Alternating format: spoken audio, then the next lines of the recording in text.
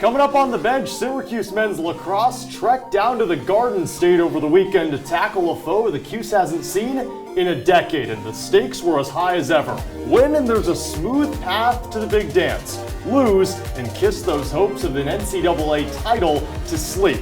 We'll tell you how one Orange star played his best lacrosse in the biggest moment. Will anybody beat the Orange? Still a big 0 in the loss column exactly 2 months into the season for Syracuse women's lacrosse. 2 big tests coming up to close this season, but another day in the office for SU this past weekend against number 19 Clemson. And not just a one-woman show. How about 8 different scores? We'll have all of the highlights for the best team in the nation. Also, when you think of history, you think of probability. Well, one Syracuse softball player defied and conquered both. But was it enough to hand the Orange a series win? Get your peanuts and Cracker Jacks out. It's on the bench and it starts right now.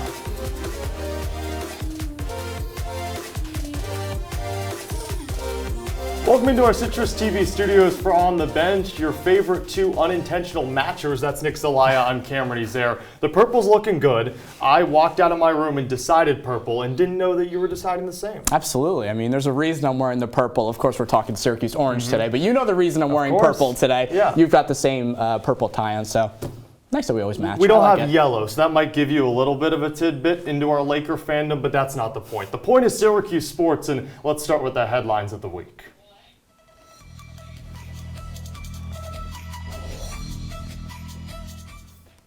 Syracuse big man Jesse Edwards will enter the transfer portal with 1 more year of eligibility remaining.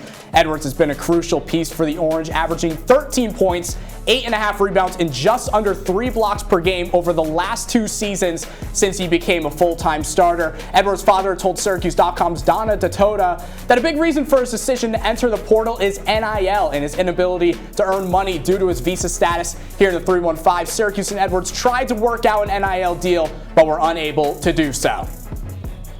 Well, Nick, with 3 of Cuse basketball's biggest contributors from last season, you mentioned Jesse Edwards, Judah Mintz, Joe Girard as well, in the transfer portal or pursuing a professional career. The Orange, they have to go a different route in the class of 2024 to fill some holes, and that's exactly what they did from last Thursday up until Saturday of this past weekend. The men's hoops team trying to accomplish just that, find some talent in the recruiting poll, and they hosted 4-star in class of 2024 forward Donnie Freeman. The Washington, D.C. native is ranked inside the top 35 of next year's graduating class and has already gone on official visits to Iowa, Texas, and Alabama. The Orange are searching for their second class of 2024 commit after landing sharpshooter Elijah Moore a couple months ago. And the magnet SU has with Adrian Autry at the helm and his DMV area stronghold could mean Freeman in an orange uniform soon enough. The final game of the season for Syracuse women's lacrosse won't be in the Dome, not CNS High School either, but SU Soccer Stadium. The Orange will close out the season against Boston College for a 7 p.m. opening draw. Both ACC squads are currently in the top 10 in the entire nation, and this is another rematch of the 2021 National Championship game. BC won that one 16-11. Not the last time. Cuse will most likely host games at SU Soccer Stadium this year. The first and second rounds of the NCAA tournament are set for May 12th and the 14th. The same weekend, Syracuse University will host graduation inside the JMA Wireless Dome. Well, Nick, maybe some good mojo because, of course, the SU soccer team won the national championship. It took a full season, but after former SU linebacker Michael Jones stated that Syracuse football was well behind all other ACC programs in its nutrition department, Syracuse Athletics has hired a director of performance nutrition. Tori Brown joined the Syracuse football staff late last month and is responsible for coordinating dietary assessments and creating nutrition programs for each member of the football team. Before coming to Central New York, Brown was a sports dietitian for West Virginia football and spent time with Pittsburgh's football program as she wrapped up her master's degree. With this hiring, the Cuse is no longer the only ACC squad without a nutritionist. Oh, thank goodness. I know, right? Maybe that means they won't lose 6 games at the end of the year the next season. insane. Syracuse men's lacrosse in action to kick off a 4-game road trip to close out the regular season down in Jersey to face the Princeton Tigers. Syracuse still without a victory against ranked opponents this year, but currently winners of 3 of its last 4 and would love another win to gain some momentum for the next few weeks. Down to class of 1952 Stadium. Cam, you know why it's called 1952 Stadium? Did they do something well in 1952? I'm not sure, but okay. I know Princeton's been around since at least 1952, so something along those lines. Only took 15 seconds for Syracuse to get on the board off the faceoff. Sam Alexo said, "I'll take on the entire Princeton defense myself." Ground balls it into the net to give Syracuse an early 1-0 lead in this ball game. And hey, the BDJ kids, they're going to love this one. Cole Kirst scores to make it a 4-1 game early on for the Orange. But here comes Princeton. How about some ankle alerts there? Alex Slusher scores to make it a 5-2 ball game. And Joey Spallina, he just makes lacrosse look so easy. 9 points, a career high, 4 goals, 5 assists for the freshman to make it 6-3 SU. And how about Jake Stevens scoring a little hidden ball trick? 28 pointed it out for Syracuse. He saw it, but it didn't work. Princeton still able to score to make it a 9-6 game. 6 minutes left in the second quarter. Once again, Princeton making it a 1-goal game, 10-9. Syracuse still with the lead. 12-9 going into the break for Syracuse. And how about this play? We'll see this later on in top plays. Ooh. But the nice behind-the-back pass, Alex Simmons scores, and that's your score at the break. Now Princeton coming back into this late in the third quarter. Tommy Barnes scores to make it 15-13. Then Finn Thompson. 9 out of the 16 Syracuse goals all scored by freshmen. So the youth doing their thing down in Jersey, and they wouldn't score for another 14 minutes. This is another play we'll see on top plays later. Will Marks showing off that athleticism, diving to keep it a 3-goal game for Syracuse. That'd be the rest of it. 16-13 is your final. Peter Elliott was here in studio to chat with the one and only Cameron Ezeir. Nick, huge win for the Orange, first over a ranked opponent this season. Syracuse takes down Princeton, and joining us to talk about that and a whole lot more of this season is one of our CitrusTV men's lacrosse beat reporters, Peter Elliott. Peter, Syracuse 17 again, back in the polls. You take down a ranked opponent in lacrosse because there's only 20 ranked teams and only a handful more teams in the country. It's usually what happens. But beyond the 17 is the 22. The 22 that has been littered in Syracuse program history and now worn by Joey Spallina, the freshman. He has been exceptional. 9 points, a career high in that win over Princeton. Recently, even better. What has he meant to this Orange offense recently? Cam Spallina has been so special all season long. I mean, he had high expectations and he has exceeded them. Last week against Princeton, 9 total points, 4 goals, 5 assists. That's the first time a freshman has done that against a ranked opponent in Syracuse program history. Spallina leads the team in goals, 34, and assists as well, 25 on the year. He can do it all. He facilitates from beyond the X. He can score at will from around the crease. He means so much to this team, and if he can keep up this form against the Syracuse's remaining opponents, he really can take this team to the NCAA tournament in heights they haven't seen in quite some time. Peter, a freshman, 3rd in the country in points. You're talking about a guy that in his first year is revolutionizing a program that 30 years ago was the best program in all of college lacrosse. Now, a woeful side of SU this year has been at the faceoff dot. 12 games this season, they've won the faceoff battle only 3 times. They won't get it done, but it got it done against Princeton because one of those 3 times was against the Tigers. Syracuse won 20 of 32 faceoffs in that win over 15th ranked Princeton because they went with Jack Fine over Johnny Rachuza. It's been a mix all season. Now that Syracuse did that against Princeton, have they mitigated the problem? Yes and no, Cam. And yes, because Gary Gates seemingly has found his guy, and that's Jack Fine. He started for the first time on Saturday against Princeton, and he showed out. I mean, he was the first time this season that a Syracuse faceoff specialist has won more than 60% of their faceoffs, and he could be the guy moving forward for Syracuse. Johnny Rachusa wasn't getting the job done for the Orange. It was between Fine and Rachusa, and Gate decided to go with Fine. Rachusa didn't play at all on Saturday. Here's the problem, though. Syracuse is not out of the woods yet. They're facing 2 of the best faceoff guys in the country in Virginia and Duke. So this will continue to be a problem for Syracuse all season long. Just because Jack Fine had a good performance doesn't mean they're out of the woods just yet. Good amount of the season left, 3 games left, but it's all against ranked opponents. It's going to be a tough stretch. when Joey Spallina got here, and I'm focusing on Spallina because he just had 9 points. We just talked about how great he's been, and you mentioned the face-off dot and the struggles there. SU is not out of the woods. When Spallina came to Syracuse, he said he wanted to win 4 national titles. It starts with his freshman year. Starts with his freshman year. Now the issue is Syracuse could miss the NCAA tournament, and with losses piling up this season, it's looked like that could be the case. Is there a path for Syracuse to get even into the big dance? Okay, I've got good news and bad news. What do you want first? Give me the bad news. The bad news. Okay, the bad news is they've got 3 tough opponents coming up: UNC, Duke, and Virginia. 3 of the best teams in the country, all ranked top 5 in both polls. It won't be an easy stretch for Syracuse. The good news is they took care of business last week against Princeton, and now they only really need to win one of those games technically to make it to the big dance. Every team in the NCAA tournament needs to be above 500. Right now they sit at 7-5, so to be included, they need to win at least one of these next 3 games. But to have a strong case, they really need to win more than one of these games. They've come up short against almost every ranked opponent this year. They need to prove that they can hang with the big dogs, so I think of these next 3 games, they got to win at least 2 between UNC, Duke, and Virginia. Peter, you got a busy couple of weeks coming up. You're traveling down to Duke, you're traveling down to Virginia. Have the best time. I'll give you some suggestions. Those are some great places to watch lacrosse and also have a good time. That's Peter Elliott, one of our Citrus TV men's lacrosse beat reporters. Coming up on the bench after a short break, we break down the top team in the land, Syracuse women's lacrosse, taking things to new heights, and SU softball made some history over the weekend. OTB back in a bit. Okay, so my typical day at the university is...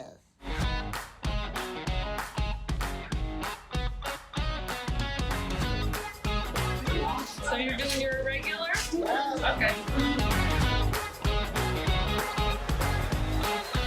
My own peers have told me this. Every single one of them have told me now they want to be like me now. I want people to laugh about it, but I also want them to see what is a typical day this night at the university. One day I was on the trolley going up to the South Campus one day, and then all of a sudden I was not expecting this, and then all of a sudden, yes, that's our TV star Thomas.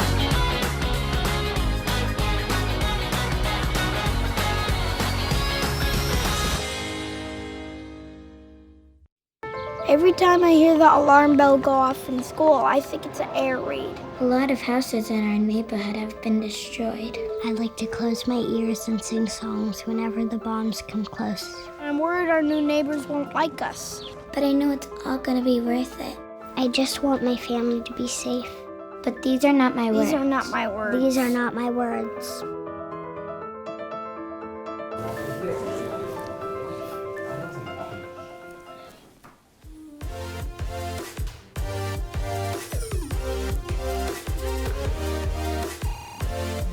Back on the bench in our Citrus TV studios with Nick Zelaya, I'm Cameron Ezeir. You just saw the Syracuse women's lacrosse team. Makes sense, they're number 1 in the country.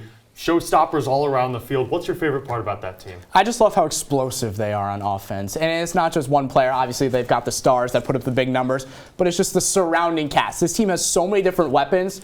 Big reason why they're 14-0, number 1 in the country. And could they finish 16-0? That's a big question. What's crazy to think is Syracuse hadn't had a title since 2015 when the field hockey team got it done, and then the men's soccer team won the national title. And then the women's lacrosse team have 2. You could have 2 in the same year. That would be something special on the Hill. Dominance, perfection, destined for a title. However you want to label Syracuse women's lacrosse, just make sure you throw number 1 in the country for a program record 4 straight weeks in there. And let's take a second to bask in this team's greatness. Prior to this year, Nick, the Orange were a decade removed from their last number 1 ranking, double-digit years from their last and only 13-game win streak, now to Syracuse's opponent, the Clemson Tigers. They've also made some history, but just in a different kind of way. This is their inaugural season. So throw all this history into one pot and play it under the sun. Yeah, at Cicero North Syracuse High School, as Monster Jam is going on in the Dome, Syracuse women's lacrosse playing outside for the first time this season at CNS, and in the early going, how about Clemson? Minute and a half in, could they make history for themselves? A goal a minute and a half in by Chloe Willard. Clemson 0-3 against ACC opponents on the road, but getting it done early, and then when Syracuse scores 3 straight. Hot out of the gate is Emma Ward, one of her first half hat tricks. She finished the game with 5, and goals are contagious, right? You advance to the second quarter, and Sierra Cocco rifles one into the top left corner, but Clemson, they're not going away without a fight. Only one of 5 teams that's held Syracuse under 10 goals in the first half. And the first goal scorer of the second half, how about the Clemson Tigers? That's Hannah Hillcoff to make it 9-5, but Syracuse right back at you with Megan Tyrell. She finishes with 4 goals. Orange put the Tigers in the cage as you went on a 6-1 scoring run to end the third quarter, courtesy of this world beater by Emma Ward. That's 4 of her 5 goals. You want to see the 5th one, Nick? Absolutely. Well, here's the 5th one by Emma Ward.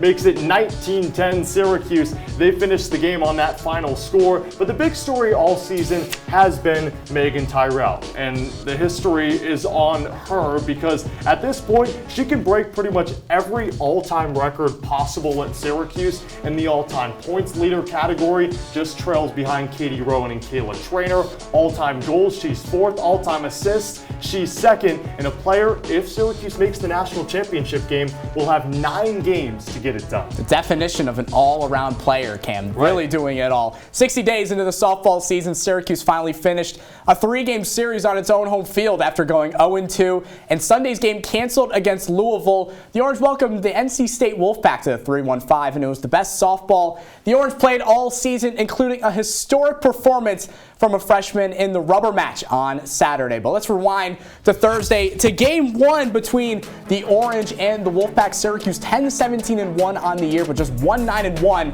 in conference play. Would love to improve that record as we get into April. The nice weather here in Syracuse early on in the game. First inning, Breen the RBI double past the diving shortstop. Posner comes in to score, and that makes it 1-0 Syracuse.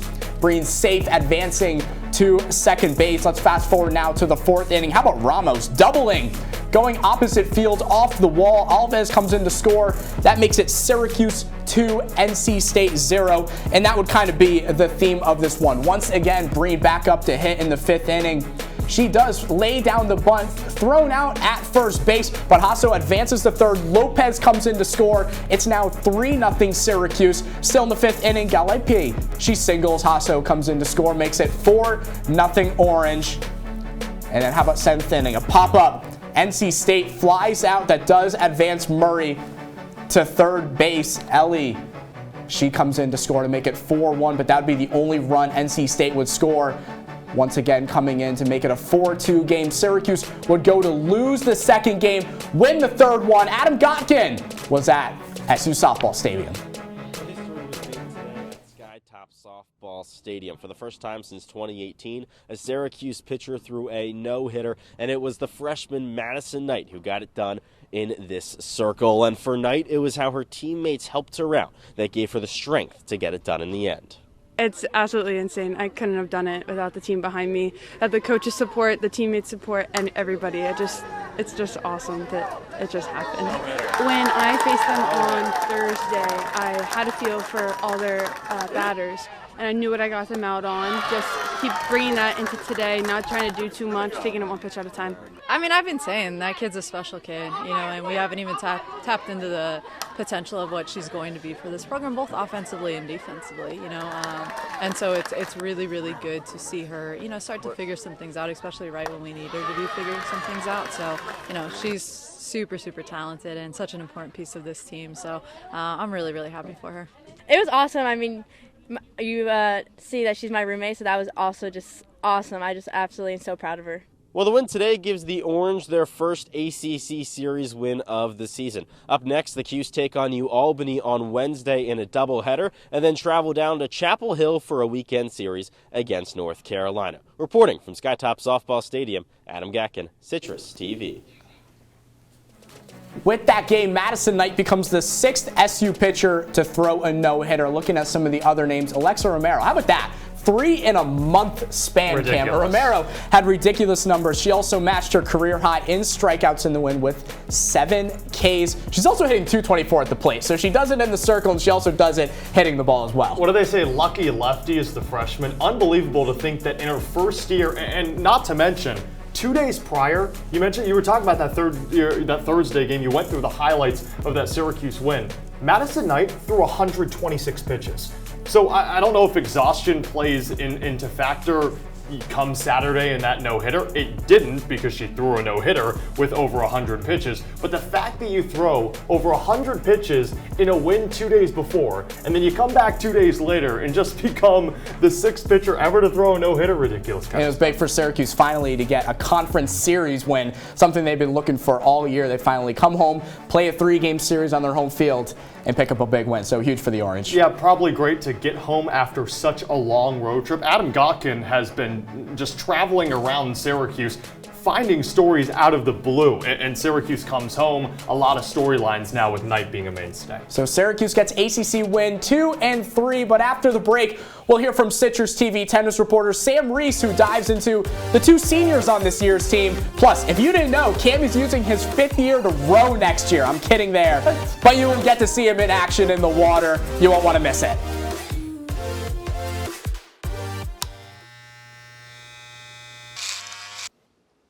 You've messed up your son's haircut. Mom? Do you A, try to fix it? Like it never happened. B, work with what you got?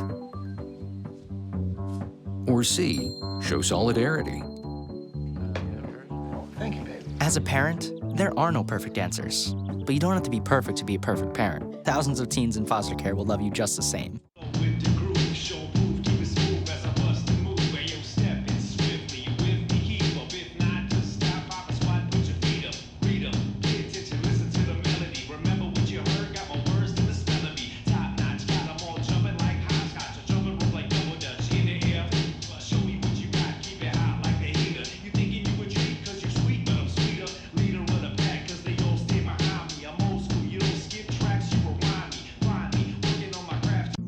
Jason, let's go see your room.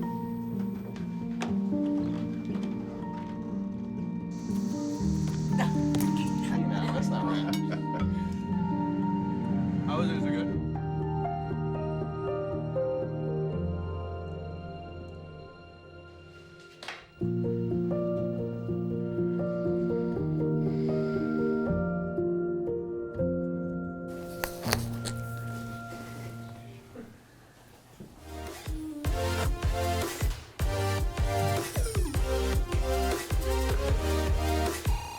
Back on the bench with Cameron Ezeir, I'm Nick Zelaya. Flashback to 3 years ago, Cam.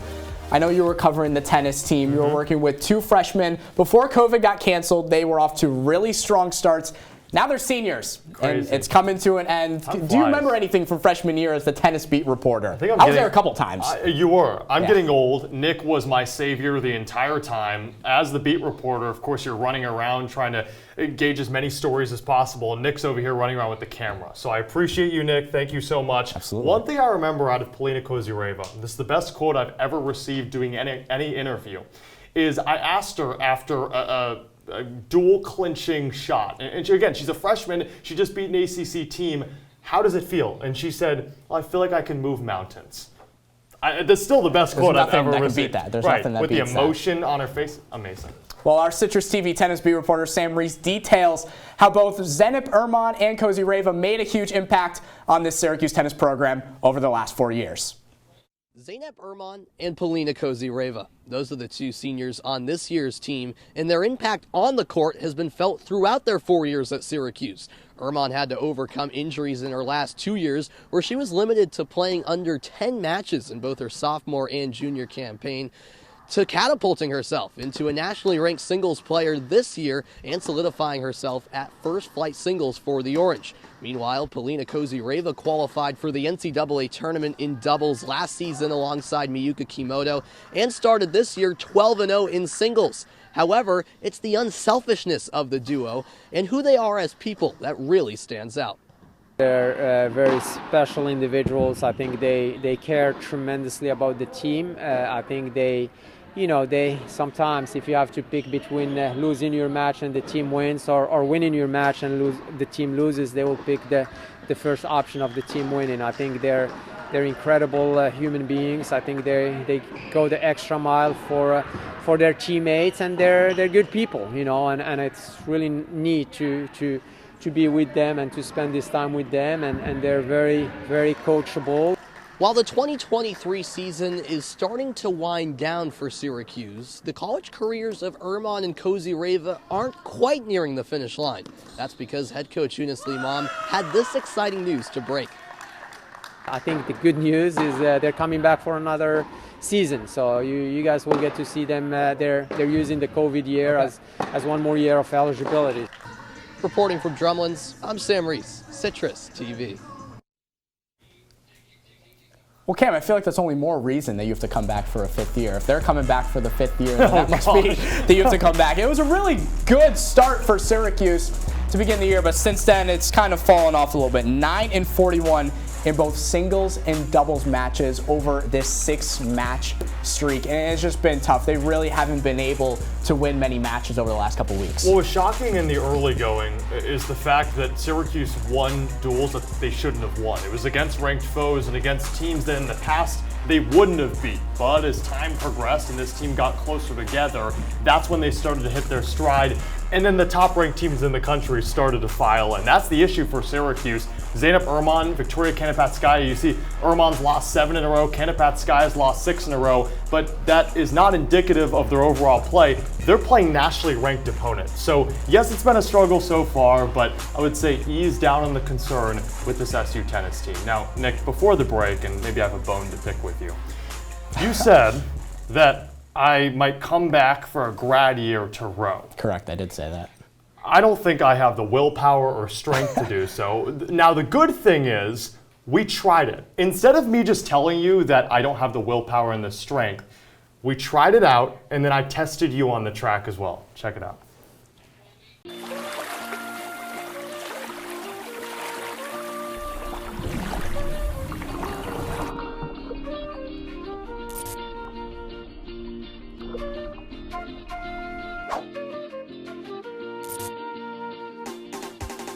Welcome to the water where Syracuse men's rowing. They worked their heart out to take on competition in the spring, and the polls are evident of it. Syracuse men's rowing slotting in this spring at number 3 in the country as the 4th-ranked team in the nation headed over to California to take place in the Pac-12 invite against number 12 Wisconsin and number 6 Northeastern. And well, they dominated both of them. The varsity 8 squad winning by 4 seconds against the Badgers and the Huskies. What makes it sweeter for Syracuse, how about the 2nd varsity 8 squad also taking down Wisconsin and Northeastern? And then Syracuse ran into a bit of a roadblock on Sunday against number 1 Cal, and the Golden Bears dominated the varsity 8 squad by 5.9 seconds. And Syracuse's team captain, Finn Conlon, he talked to his 2nd varsity 8 squad, and guess what happened? The Cuse lost by just 0.7 seconds. A lot to look forward to with Syracuse men's rowing, and hopefully they're much better than I am as the Cuse have trophy races against Navy and Cornell this weekend. Nick, up to you. Switching to track and field, more events for Syracuse means more opportunities for Amanda Vestry to make history, and she did so last weekend at the Stanford Invitational, not only finishing 3rd in the 10,000 meter run, but finishing with the 16th best time ever. We're talking NCAA history, 32 minutes and 8 seconds. I did the math for you junkies out there. That's about a little over 5 minutes for a mile. I'm on pace for about a 12-minute mile right now. So we're struggling to get to Vestry's level. She's doing pretty well, and so is the rowing team, Cam. Nick, I got a bit jealous of you. You're on land, I was on the water, so I switched. Now I'm a lot like you now, but it's just as difficult as being on the water, I will say. Props to these rowing teams, and props to Syracuse women's rowing, traveling about 2.5 hours east to Saratoga Springs in the Cayuga Cup, as Nick is making fun of me behind the camera. Nick, I'm not as good as this SU women's rowing team. They were really good over the weekend. Syracuse, Yale, Cornell in the Cayuga Cup. It's a tradition that dates all the way back to 2003, and SU has actually never won it. So they're 8th ranked in the country, so they have a good chance, right? Well, they're taking on a really difficult 3rd-ranked Yale team. Yeah, 3rd in the nation. Now, Syracuse did blow Cornell out of the water. Yes, pun intended. But against Yale, it was not pretty. SU lost all 5 races to the Yale Bulldogs, but that makes sense. The Bulldogs rank 3rd in the country. If you're Syracuse, one positive you can take out of it, your varsity 8 squad lost by just 5 seconds to Yale's best boat. So now if you're Syracuse, what do you do moving forward? You have the weekend off and then you go into more trophy races. You're still top 10 in the country. You got ACCs looming. Nick, there's still a lot of positivity surrounding this women's rowing team and probably not a lot of positivity with me on this machine.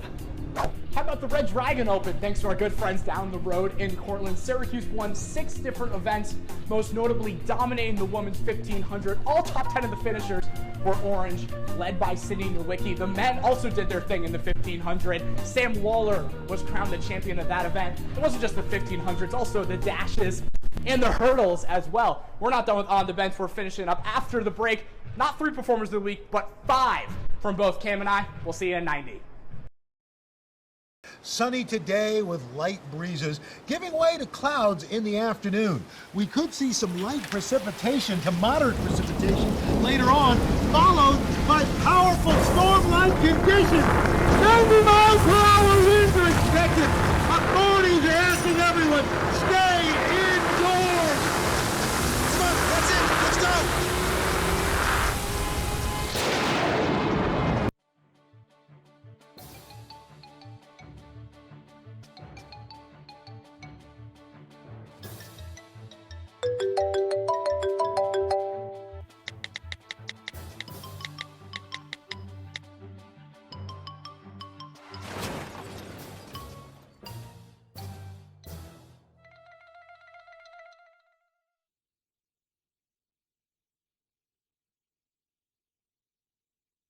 There's one thing you can never have sex without.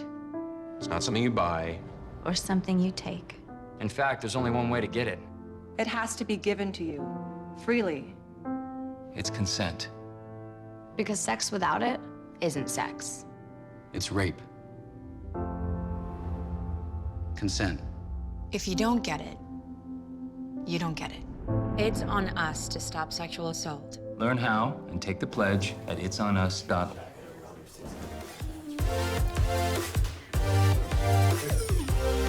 Back on the bench and wrapping things up with our performers of the week and our top plays. That's Nick Zelaya. I'm Cameron Ezeir. Nick, there's 2 things that I've been lobbying for as I stand at this wall and I dole out the performers of the week, and I've been with you for pretty much all of them. I said that I want to give out real awards for these performers of the week because we just say, oh, this person wins the performers of the week. I want real awards, and you've always wanted me to wear a pocket square. I'm not wearing a pocket square, but I want to give out real awards. We have 5 performers of the week, and I have 5 pocket squares. So we're going to give out our pocket squares for our performers of the week. I know that warms your heart.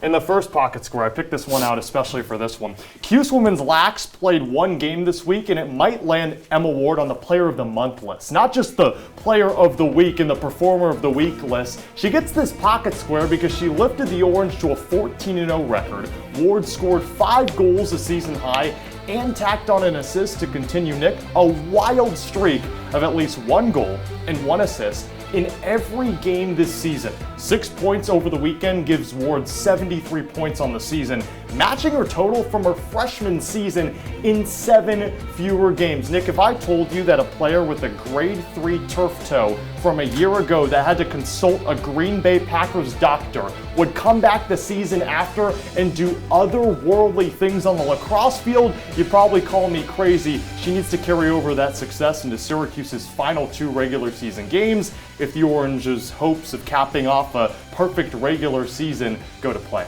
Yeah, Emma was deeply missed last year for Syracuse, and she's making such a big impact. Do you care which one I pick? No, I don't. Not at all. I'm going with this one. Because it's yellow, so the continuity we'll keep it going. From the #1 team in the nation to a team back in the top 20 rankings, and I think the last time we were on this show, Will Mark was on this list, so the connection between us and the SU goalie is unmatched. Mark had another stellar performance against number 14 Princeton, matching his 2nd most saves in the game with 17. Mark's strong start out of the gates helped Cuse gain an early advantage over the Tigers, and the Orange never looked back. He now gives SU something they didn't have last year, which is 1 solidified star goalie, and he'll need his A game to close out the season in its final 3 games. Not going to be an easy road test for this, going against Duke, North Carolina, and Virginia. But now he has the lucky charm. The pocket square, I guess. You Yeah. just got to find him on campus. Maybe that'll happen. Okay, we're going another purple one. As you see, there's a theme here, right? Just as her teammate Emma Ward has shined, sophomore Olivia Adamson has done the same. Not just one player on the #1 team in the country. How about 2? Olivia Adamson quietly had the best game of her career over the weekend against Clemson. Adamson scored 3 goals, her second hat trick of the season, and tied a career-high 4 assists in the process. I mentioned this could rank as the sophomore's best game of her young career. That's because 7 points is a new career best, 4 of which were notched in the second half alone to take down the Clemson Tigers. No question, Olivia Adamson is one of our performers of the week, and good thing for her, she'll be rocking this pocket square as Syracuse takes on North Carolina. Emma Ward, Adamson, 2 of the 8 different scores for Syracuse women's lacrosse. And we talked about earlier how good they are offensively. So I mean, they can just do it all over the field. And it'll be interesting to see if they can make a run finally. And they've been to the championship recently. They've made some runs into the Final Four. We'll see if they can finally get it done. Back to the men's lacrosse team. There's a whole lot of pressure when you're given number 22, but the illustrious big-time freshman stud Joey Spallina has lived up to the hype. Another strong performance over the weekend in Jersey. A career-high 9 points, 4 of those his own goals, along with those 5 assists. It's his 5th game this season with at least 4 goals and the most points by a freshman against a ranked team in program history. The performance led to a 2nd Lacrosse Network Player of the Week award, and his 57 points on the year is now 3rd in all of Division I. And my apologies, I forgot to take the pocket square. So this is for you, Joey. It takes a lot to wear 22 and be confident while wearing it. I think it takes a lot to wear a pocket square of that caliber. It does. This is an interesting one. All right, but it's big too. Oh, it's blue. Joey Spallina likes the blue and orange. Nick, you might have unintentionally done it, but this is my favorite pocket square. Good. You got the red, you got the blue, you got the combo. I like it. I don't know. It gives off a little dragon design. Absolutely. Maybe I'm just delusional. Some things are inevitable after you throw a no-hitter. First, history. 2nd, celebration. 3rd, a CitrusTV pocket square, or whatever this is. And a Performer of the Week award, Madison Knight, only 11th no-no in Syracuse program history. Oh, and she's a freshman. Plus, she threw 126 pitches 2 days before in a win. It doesn't look like Knight is slowing down anytime soon either, with a sub-4 ERA in over 71 innings and still a good number of series left on the schedule. And one of the best parts about softball is they wear the bows in their hair. Maybe you can find a way to finagle a pocket square and put it up. You should try it. You should grow out the hair for the next 5 months and try that out. I can't throw a softball. I'd throw 5 performers down. Now let's talk 5 plays that were the definition of him or her. This is always my favorite part of the show, so let's get into it. Number 5 on the CitrusTV on the bench, top 5 plays, and we head to the lacrosse field. Megan Tyrell. I mean, it feels like she's just on it every single week. And how about just another goal to help this orange team? Faking one way, going down low past the Clemson goalie. Nice play from Megan Tyrell. How about Kelly Breen? We go to the softball field. See a ball.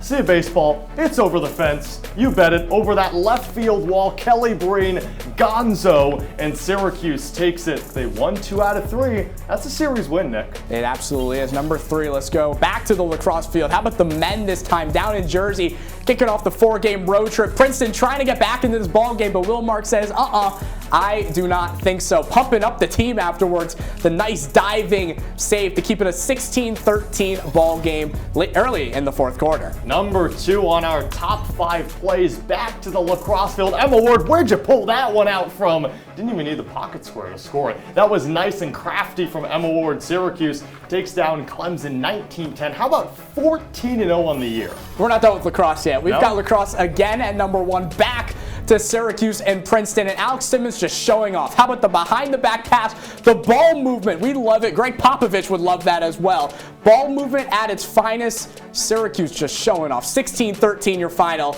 against the Princeton Tigers. Win number 1 against ranked opponents this season. Wow. And that'll end things. Nick, it's our final on the bench. It's bittersweet. It's very bittersweet. What are you doing? Well, I have a Lakers jersey as here. As Nick I is thought doing we'd have that, more time, so I'm taking it off. Want to thank Ryan Bridges for everything he's done as our executive producer, and even the EPs of the past, Ryan Nelson, Will Shea. That's unbelievable. We've worked with 3 OTB production crews. We have. This is crazy. And now? I'm on a box. It's time. I'm on a box. Who cares? Who cares? Images of the week. Images Go of the ahead. week. After a 3-game homestand, Syracuse men's lacrosse is back on the road. SU renews a rivalry that dominated the 1990s and early 2000s and takes on the number 15 Tigers of Princeton for the first time in 10 years. 15 seconds into the contest, and Samuel Exo puts Syracuse on top.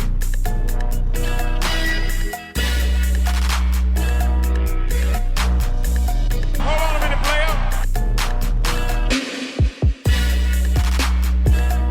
Stand at below cage, gets to the right post, pass in front, Hillmark makes the save! Jack Fine wins another faceoff with speed, charges towards cage, pass it to Kerr, step down shot, finds the bottom right corner. SU takes down number 15 Princeton on the road, 16-13, and improves to 7-5 before the mighty ACC Gauntlet